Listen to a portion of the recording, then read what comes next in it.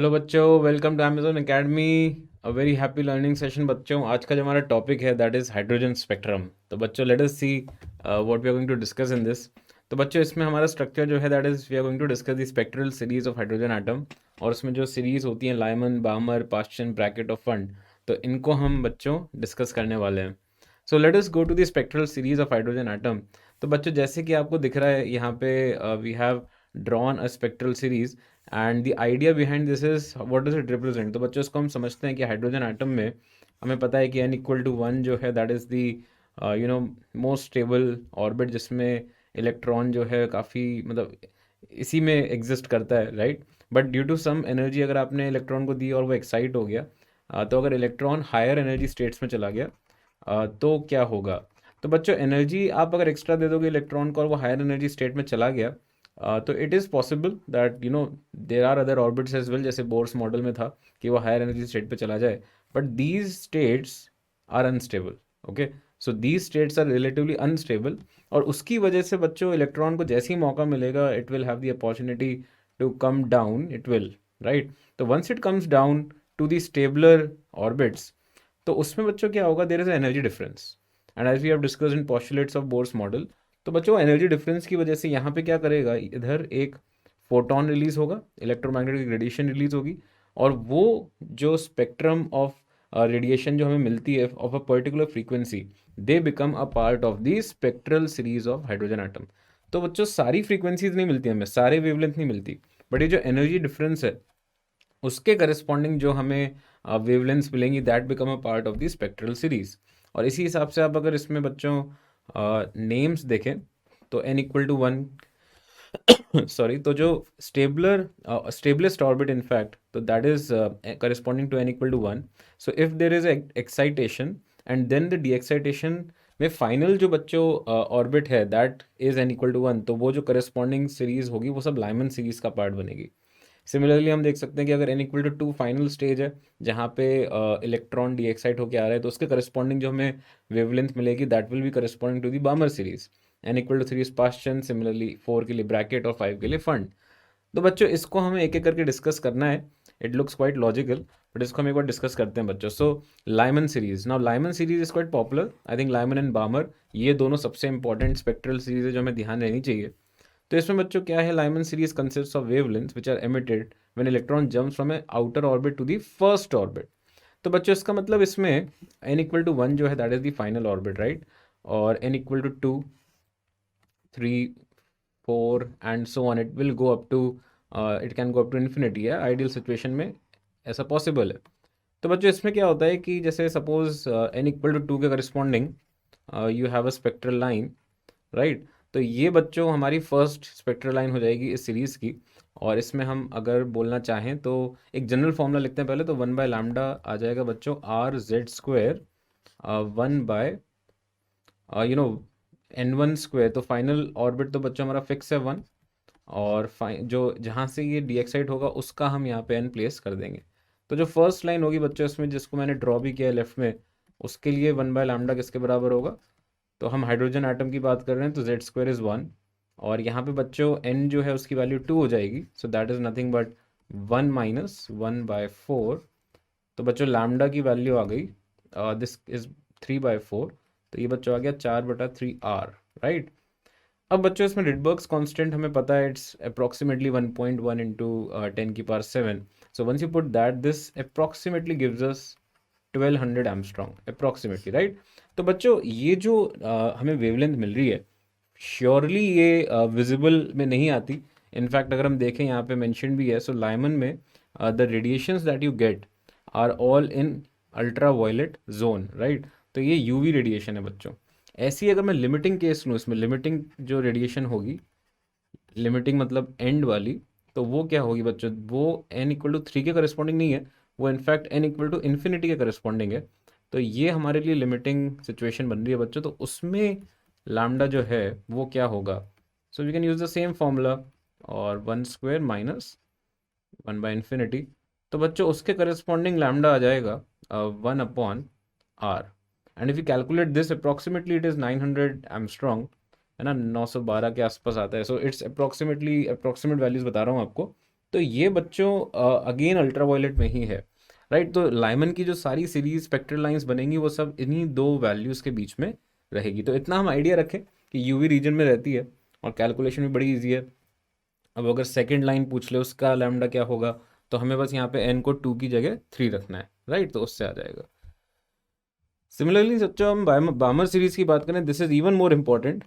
The reason is that बामर series की जो line आएंगी बच्चों विजिबल स्पेक्ट्रम में लाई करती हैं, और मेजॉरिटी ऑफ देम, राइट। तो थोड़ा बहुत वो इंफ्रारेड और अल्ट्रावायलेट जोन में भी रहती हैं। So if we just look back, तो ये बामर, राइट, बामर की कुछ स्पेक्ट्रल लाइंस जो हैं वो यूवी रीजन में आनी शुरू हो जाती हैं। तो थोड़ा सा यूवी टच भी रहता है, but most of them are lying in the visible spectrum. तो इसमें बच्चों we just have to make sure कि आउटर ऑर्बिट से वो सेकेंड ऑर्बिट में आ रहा है। तो यहाँ पे जो फॉर्मूला बनेगा 1/λ का, तो वो RZ² 1/2² -1/n² हो जाएगा, राइट। और बच्चों यहाँ पे फाइनल लैंडिंग जो ऑर्बिट है वो n=2 को करस्पॉन्ड कर रहा है। और इसमें अगर हम सोचें कि फर्स्ट लाइन जो करस्पॉन्ड करेगी वो बच्चों आएगा n=3 से n=2। So for that we can say जो फर्स्ट लाइन है इसमें 1/λ, that is RZ² 1/2² -1/3²। We put z as 1, तो लैम्डा आ जाएगा बच्चों यहाँ पे। We can simply calculate this, तो 1/4 -1/9, तो बच्चों ये आ जाएगा 36 डिवाइड बाय, और न्यूमरेटर में 9 - 4, that makes it 5R, right. अब बच्चों फिर से इसमें आप रिडबर्ग्स कांस्टेंट की वैल्यू पुट कर सकते हो। ये अप्रॉक्सीमेटली 6500 एमस्ट्रॉन्ग के आसपास एक नंबर आपको मिल जाएगा। तो ये बच्चों लाई कर रहा है विजिबल में और उसके आसपास ही है ये। तो ये थोड़ा सा हमें ध्यान रखना है कि विजिबल में बामर सीरीज लाई करती है। अच्छा, इसकी लिमिटिंग जो लाइन होगी बच्चों, लिमिटिंग, अगर हम लिमिटिंग केस देखें तो इन्फिनिटी वाली लाइन ले लेते हैं। तो उसके लिए देखें क्या आता है लैम्डा। तो 1/λ बच्चों आ जाएगा RZ² 1/2² -1/∞²। तो बच्चों उसके करस्पॉन्डिंग लैम्डा आ जाएगा, z की वैल्यू 1 रख दें। सो this will make it 4 divided by r, which is approximately 3600 Armstrong के आसपास। Now this starts deviating towards UV a little, so just have to be careful कि majority of the Balmer lines जो होंगी वो सब visible में ही है, and वाली लाइंस थोड़ा सा UV रीजन में आनी शुरू हो जाती हैं। So just make sure that we have that idea कि बामर सीरीज मतलब उसमें विजिबल स्पेक्ट्रम में लाई करनी शुरू कर जाती है। और यहाँ पे जैसे बनाया भी है, तो इफ़ यू जस्ट ऑब्जर्व, तो H alpha is the starting line, and जैसे जैसे आप ऊपर जाओगे वैसे वैसे इसमें n की वैल्यू बढ़ रही है। तो H alpha is effectively this line which is corresponding to 6500 approximately. और फिर बच्चों हमारा जो लैम्डा है वो कम होता रहेगा। तो H अल्फा के बाद H beta, H gamma and so on for बामर series. अब बच्चों इसमें आगे की जो सीरीज़ है पाश्चन में, तो इसको हम फॉर्मूला लिख के ध्यान रख लें बस, that you can just use this formula. और Z1 है, इसमें 3² -1/n² आ जाएगा। और ऐसे ही ब्रैकेट में, because they are rarely used, so we need not really remember the limiting cases and the first line, but Lyman और बामर के लिए बच्चों आप अच्छे से ध्यान रखें। So this will be for a bracket and similarly fund.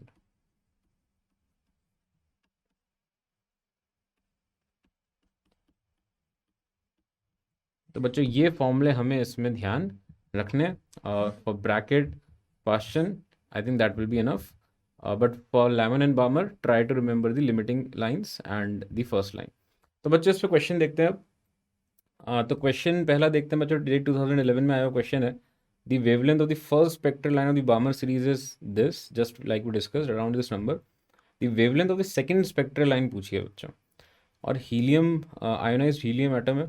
तो इसमें बच्चों हमें अब ये सोचना है कि हाइड्रोजन एटम की दे रखी है और हीलियम एटम की पूछी है। So you just have to be little careful, क्योंकि इसमें 1/λ is equal to RZ² first spectral line of hydrogen atom given है, सेकंड ऑफ हीलियम है। तो हमें ध्यान रखना है कि यहाँ पे तो डिनोमिनेटर में 2 ही आएगा, यहाँ पे बच्चों 4² आएगा, राइट। और इसको हम ऐसे सोच लें कि भाई 1/λ इज इक्वल टू आर और हीलियम 2 स्क्वायर, और बच्चों इसमें 1/4 माइनस 1/16 है, तो this is simply equal to R into 1 - 1/4। मैं 4 को इससे अंदर लेके जाके मल्टीप्लाई कर दिया, so this is the number. तो लैम्डा आ गया बच्चों इससे 4/3 r, राइट। अब ये बच्चों अगर हम सोचें तो ये बन रहा है 4/3 इंटू 1.1 इंटू 10⁻⁷, right? So 4/3.3, तो this is quite close to 12, right, the number is quite close to 12। तो इसमें जो आंसर होगा बच्चों वो ऑप्शन ए है, that is 1215 angstrom, right. Because बाकी जो नंबर्स हैं वो काफ़ी इनफैक्ट दूर लग रहे हैं, तो this is the closest one, 4/3.3, so this number is quite close to 1.2, so a option would be the correct answer. Now let us see the next question. तो बच्चों 2019 मेंस में आया क्वेश्चन है, लिथियम प्लस प्लस आपको दे रखा है, मतलब फिर से बोर्स मॉडल वर्क करेगा इसमें। Electron is excited to a level by radiation of wavelength lambda. When the ion gets de-excited, all possible ways, a total of 6 spectral lines are observed. So what is the value of lambda? बच्चों इसमें हम ये सोच सकते हैं कि एक PNC का फॉर्मूला लगता है NC2, उससे हम डायरेक्टली निकाल लेंगे कि कितना किस ऑर्बिट से वो डी एक्साइट हुआ है, क्योंकि वो ग्राउंड स्टेट पे आ रहा है। और फिर उनको हम अप्रोच भी कर सकते हैं उस लॉजिक से, that NC2 is 6, which implies that n into n minus 1/2 is 6. So you can simply say that n is equal to 4, साफ साफ दिख रहा है। तो हम सोचते हैं कि n equal to 4 क्यों होना चाहिए। So this is 1, this is 2, this is 3, then we can say that this is the fourth one, this is the fifth one, and this is the sixth one, something like this, right? तो ये 6 spectral line से पूरा spectrum cover हो रहा है, okay. सो उसके बाद बच्चों हमें लैम्डा की वैल्यू निकालनी है, रेडिएशन